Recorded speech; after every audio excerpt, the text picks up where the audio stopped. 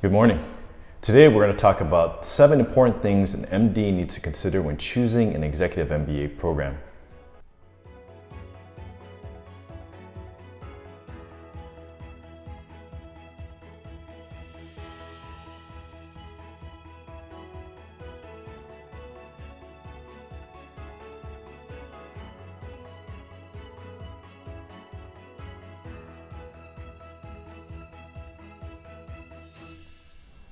My name is Dr. Roger Tomihama, and I'm an Associate Professor of Interventional Radiology at Loma Linda University School of Medicine.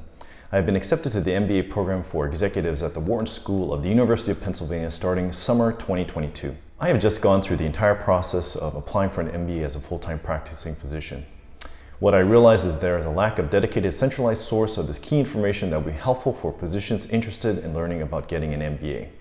My goal is to save you countless of hours of research that I did in learning about this process and condense it down to a series of high-yield, short, informative YouTube videos. If you like this channel, please hit the like button and subscribe to the channel for more upcoming great content on business school for the physicians. So these are the 7 factors that a physician should consider when applying or looking into an executive MBA program. First, number 1, MD specific versus traditional MBA programs.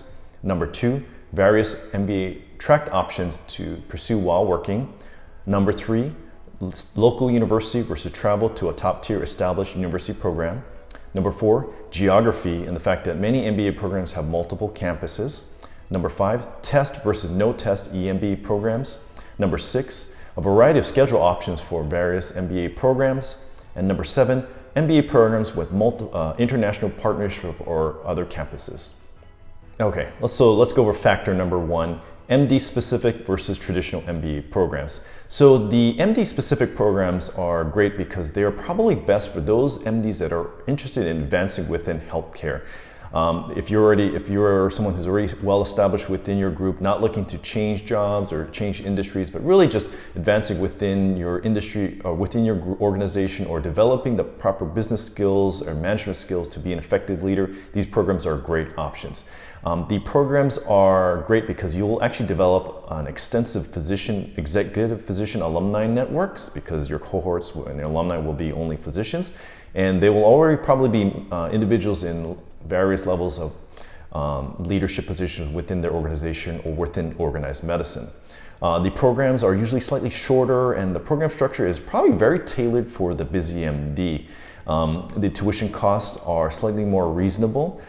And lastly, the program is probably a nice program in the sense that it's probably a hybrid of an MBA and a Master's of Health Administration. Probably combines the best of both worlds as far as the tools and classes needed to really make you an effective leader and within your organization. Here is a list of the physician-specific MBA programs that I have researched, and these include the University of Tennessee, Brandeis Heller School for Social Policy and Management, Indiana University, Auburn University, and UT Dallas.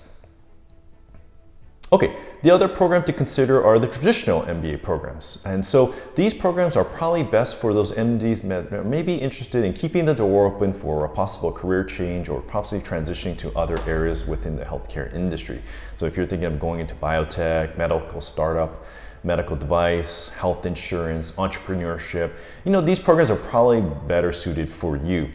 The great thing about these programs is that you'll have alumni contacts from all industries at all levels and from all over the country. So it may be helpful in the future to have contacts in finance, banking, accounting, law, engineering, and etc. to help bounce ideas off to help solve whatever problems or goals you're trying to achieve in the future.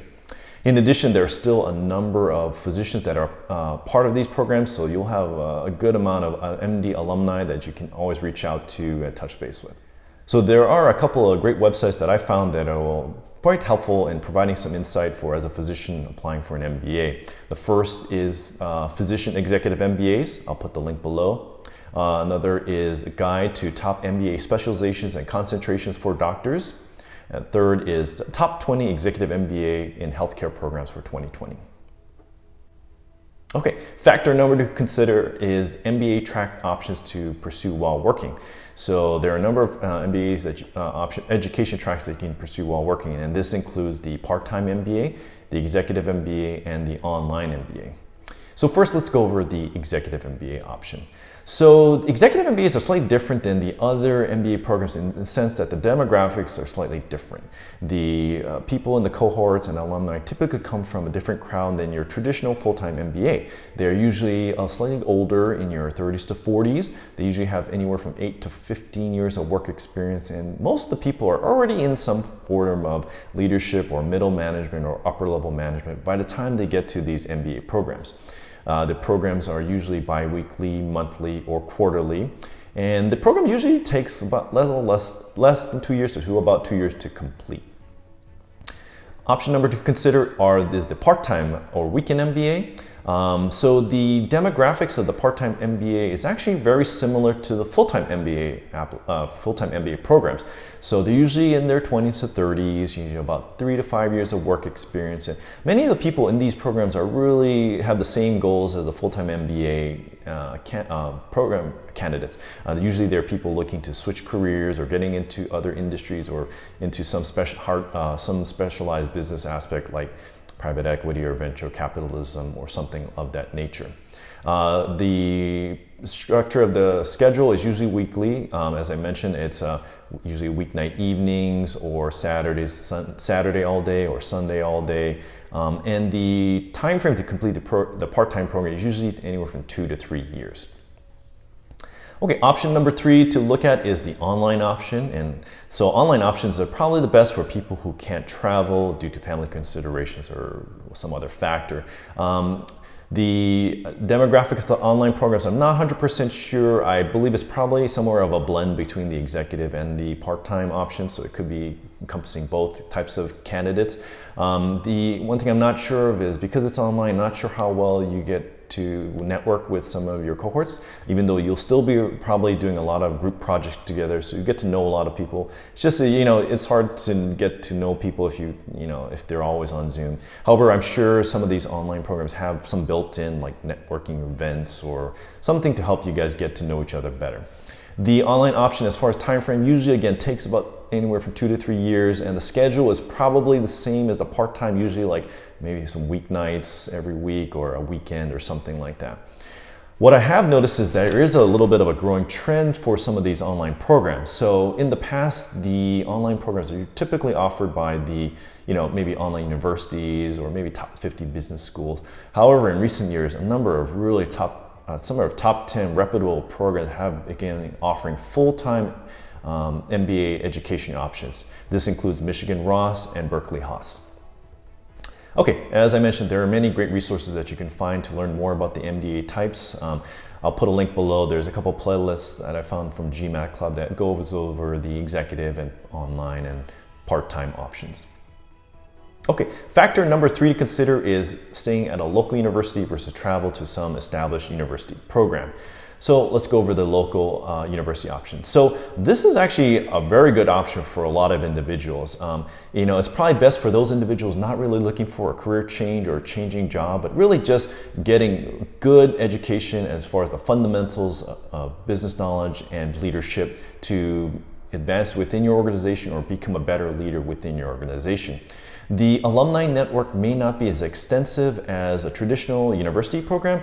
However, there may be some advantages that you could consider. So for instance, most of the people that attend local programs come from the local area and within the community. So it may be sometimes helpful to develop these alumni contacts because they'll probably be community leaders or business leaders within your community or in your local area that may be helpful to build these relationships so you can develop synergies or business relationships within your organization to the community.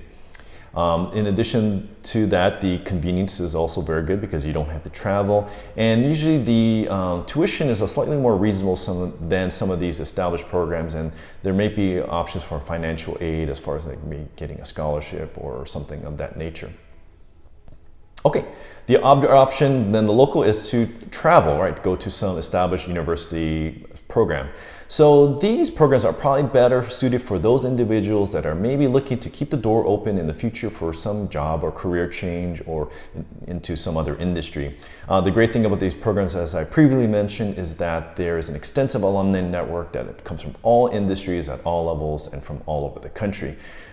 In addition, some of these established university programs have excellent career and recruitment options.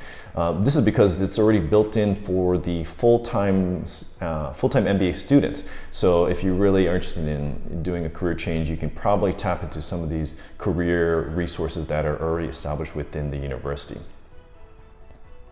Okay, option number 4 to consider is geography and the fact that many MBA programs now have multiple campuses.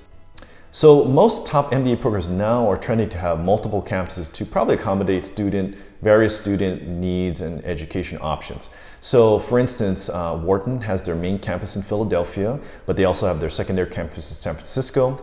Michigan Ross has their main campus in Ann Arbor, but a secondary campus in Los Angeles. Kellogg Northwestern has their main campus in Evanston, but a secondary campus in Miami. And NYU has their main campus in Manhattan, but also a secondary campus in Washington, D.C.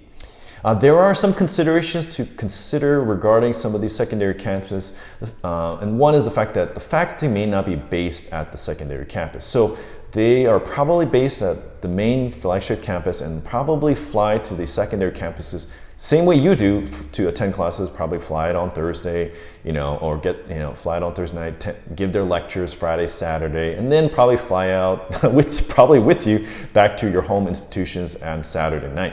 So the one downside of that fact that when you attend these programs at these other locations, you may not, the professors are not just always present, so you can't just go walking down the hall, knock on their office door and see if they can chat. The second thing to consider is that some of these programs might have slightly asymmetric cohort sizes, and so you may have to want to look into that. If you're in a program where maybe, like say 70% of the cohort is at the main campus, but maybe 30% at a secondary campus. If you're at the secondary campus, you might have a slightly more difficult time getting access to everybody to network. Okay, so some travel considerations. So initially when I was looking into doing an MBA, I thought, there's no way I'm going to do bi-coastal. It's like, I have a family with 2 young children, and my wife's a working physician, and she's already busy enough as it is. However, what I realized is, I think after researching the flights, that bi-coastal travel may not be as bad because of the time difference. So for instance, if you are in the East Coast and you want to travel to a West Coast program, it's actually probably not that bad. You essentially would just take the last flight out Thursday night or Thursday afternoon, Thursday evening, fly from the East Coast to the West Coast and get into the West Coast late Thursday night. You then attend your classes Friday and Saturday, and essentially all you need to do is take the red eye back Saturday night, and you'll be back at home in the East Coast having breakfast with your family Sunday morning. Conversely, traveling west to east is probably very similar. You essentially would just take the red eye Thursday night, arrive Friday morning very early, then just Uber and go straight to campus, probably be ready for courses starting at 8 a.m. You may be a little tired given the fact that you were sleeping on a plane for the last night, but you still can be there for your classes. And then after your classes end on Saturday, essentially take the last flight out from the East Coast, go back to the West Coast, you're back home late Saturday night and ready to spend time with your family on Sunday. Okay, factor number 5 to consider is test versus no test MBA programs. A number of MBA programs actually don't require any standardized testing to apply for admissions. And unfortunately, I didn't realize this halfway through, but this is a really amazing option for a lot of people so that you don't have to spend months studying for some standardized tests. Some of these programs that don't require standardized testing include MIT Sloan, Kellogg Northwestern, Berkeley Haas, UCLA, Michigan Ross, and a number of top 25 programs have exempted any standardized testing for admission. That being said, there are still few programs that require standardized testing, and that includes Wharton, Chicago Booth, Columbia, and Yale. Okay, factor number 6 to consider is the variety of schedule options for various MBA programs. So that's great news for a lot of you busy MDs out there, because there's a lot of options to choose from. You can do every week if you want, you can do every other weekend, or there's even monthly options to consider. So for instance, well, let's go over the every week option. So this is, again, the part-time MBA. And so there are a number of great programs out there that have some option where you either attend classes like on a weeknight or maybe all day Saturday or all day Sunday.